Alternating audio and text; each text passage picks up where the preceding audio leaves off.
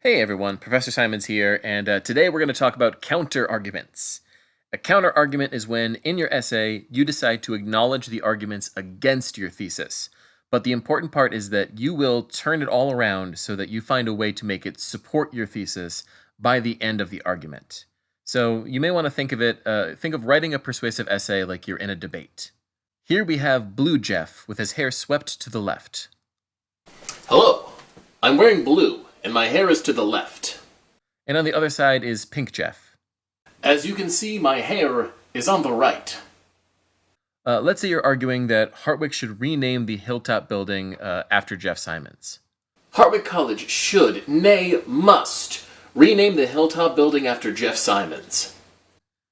You need to make your argument first, because it would be weird to start right off by talking about people who disagree. So you should make your arguments first.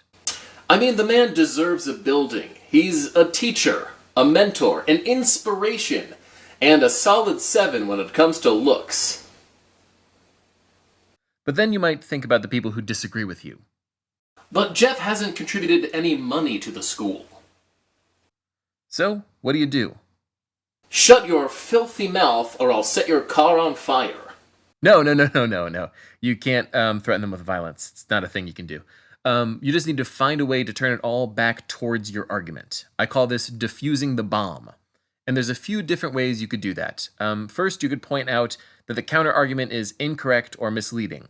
But Jeff hasn't contributed any money to the school. All the other buildings are named after big donors. Actually, that's misleading.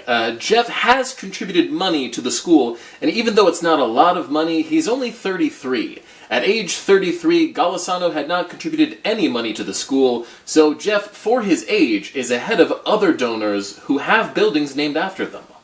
Or maybe you could point out errors in the logic of the counter-argument.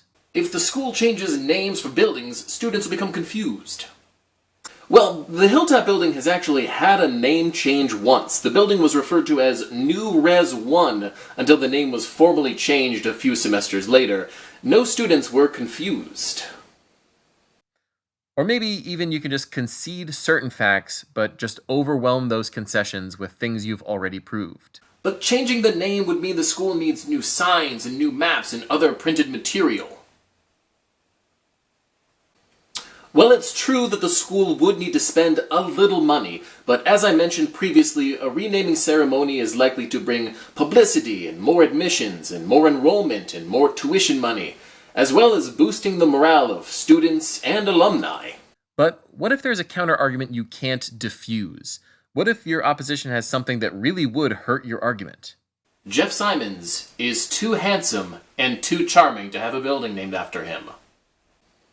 Well, actually, he is charming and good-looking. What do? It's simple. Don't mention it at all. Remember, this isn't really a debate. You're writing a paper. So if you can think of something that might hurt your paper, just don't bring it up. I'm ignoring you because I don't care. So there you have it. Counter-arguments are easy. If you think people will want to disagree with your thesis, you might choose to dedicate some time to acknowledging and then diffusing those arguments. You won't always need it, though. For example, if your thesis is not something that people are likely to disagree with. My parents should stop smoking. That sounds fine. Then you may not want to waste your time. Just move on to your actual arguments. Got it? Okay, well that's it. Thank you very much for watching. See you guys later.